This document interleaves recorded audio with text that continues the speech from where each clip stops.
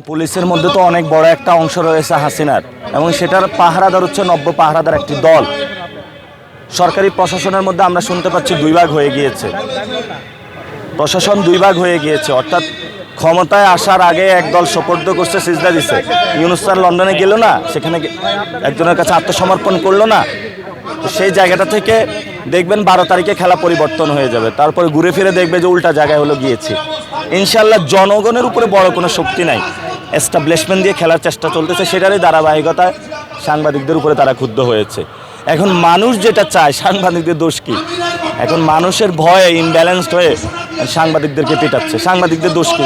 এটা তো প্রথমেই ফ্রিডম অফ এক্সপ্রেশনের উপরে থ্রেট।